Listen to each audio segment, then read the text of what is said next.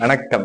தற்போது உங்களுடன் நேரலையில் இணைந்திருப்பது ஜோதிட சிகாமணி, கலைமாமணி, புலவர், ஆதிகேசவநல்லூர், ஐயம்பேட்டை அறிவுடை நம்பி கலிய பெருமாள் சந்திரன். வருகின்ற 2025ஆம் ஆண்டுக்கு பொதுவாக ராசி பலன் இந்த மாதத்திலேயே பஞ்சாங்கத்தை பார்த்து கணித்து விட்டோம். அதனால் 12 ராசிகளுக்கும் என்னென்ன பலன்கள் என்று தற்போது உங்களிடம் சொல்லுகிறோம். வணக்கம். மேச ராசி. ஆடு ஜீவிதம் படத்தில் வரும் பிருத்திவிராஜை போல அரபு நாட்டுக்கு சென்று 6 மாதம் ஆடு மேய்த்து வர உங்களுக்குள்ள கஷ்டங்கள் அனைத்தும் விலகி ஓடும். ரிஷபராசி. வருகின்ற 2025ஆம் ஆண்டு பொங்கலுக்கு அலங்காநல்லூருக்கு சென்று ஜல்லிக்கட்டு காளையை அடக்க உங்களுக்கு வாகனம் வாங்கும் யோகம் உண்டாகும். மிதுன ராசி.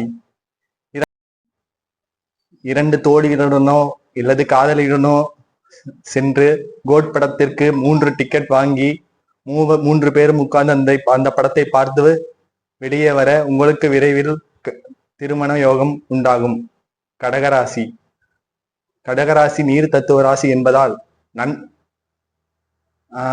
சுறா படத்தில் வரும் விஜயை போல நடுக்கடலுக்கு நீந்தி சென்று நண்டு பிடித்து வந்து ஏழை எளியோருக்கு தானம் கொடுக்க கடல் கடந்து போகும் யோகம் உண்டாகும். சிம்ம ராசி. லியோ படத்தில் வரும் பார்த்திபன் பெயரையோ இல்ல லியோ தாசையோ அல்லது பேடாசையோ உங்களுக்கு பெயரின் முன்னாலோ பின்னாலோ சேர்த்து வர உங்களுக்கு எதிரிகளை வெல்லக்கூடிய ஆற்றல் கிடைக்கும். ராசி. அது ஒரு பெண் ராசி என்பதால் உங்களின் தோழியுடனோ அல்லது காதலியுடனோ வாரம் 3 முறை காஃபிடோக்கு சென்று வர உங்களிடம் உள்ள பர்சு காலியாகும். மன்னிக்கவும். உங்களுக்கு விரைவில் திருமணம் கைகூடும். காதலியை மணக்கும் பாக்கியம் கைகூடும். அடுத்தது துலாம் ராசி.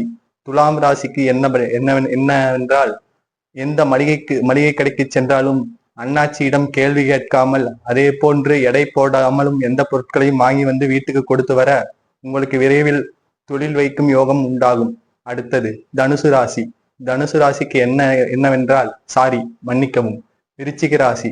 விருச்சிக ராசிக்கு என்னவென்றால் விக்ரம் படத்தில் வரும் ரோலக்ஸ் சூர்யாவை போல் உடம்பு முழுக்க ஸ்கார்பியன் டாட்டூவை பச்சை குத்தி கொள்ள உங்களுக்கு விரைவில் ஆயுள் விருத்தி நன்றாக கூடும். 90 வயது வரை வாழும் வாய்ப்பு கிட்டும். அடுத்தது தனுசு ராசி. தனுசு ராசிக்கு பரிகாரம் என்னவென்றால் உங்களுக்கு பாகுபலி படத்தில் வரும் பிரபாசும் அனுஷ்காவும் சேர்ந்து வில்லம்பு விடுவது போல் காட்டுக்குள் சென்று வில்லம்பை எடுத்துக்கொண்டு காட்டுப்பன்றியை வேட்டையாடி வர உங்களுக்கு விரைவில் அனைத்து பாக்கியமும் அனைத்து நலன்களும் செல்வச் செழிப்பும் உண்டாகும். அடுத்தது மகர ராசி.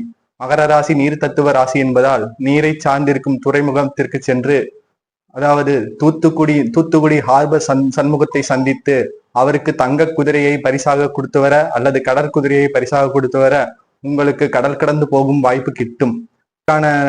சின்னம் என்னவென்றால் கரகம் அல்லது கும்பம். அதனால் கரகாட்டக்காரன் படத்தில் வரும் கும்பத்தை தலையில் வைத்துக் கொண்டு யூடியூபில் ரீல்ஸ் போட்டு வர விரைவில் சினிமாவில் நடிக்கும் வாய்ப்பு கிட்டும்.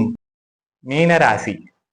இதுவும் நீர் தத்துவ ராசி என்பதால் மீனை குறிக்கக்கூடிய டால்பினையோ அல்லது திமிங்கலத்துடனோ நடுக்கடலுக்கு சென்று செல்ஃபி எடுத்து கொண்டு வந்து யூடியூபிலோ அல்லது இன்ஸ்டாகிராமிலோ போஸ்ட் பதிவிட உங்களுக்கு செல்வச் செழிப்பு உண்டாகும், மேன்மை உண்டாகும், ஏற்றுமதி துறையில் முன்னேற்றம் உண்டு.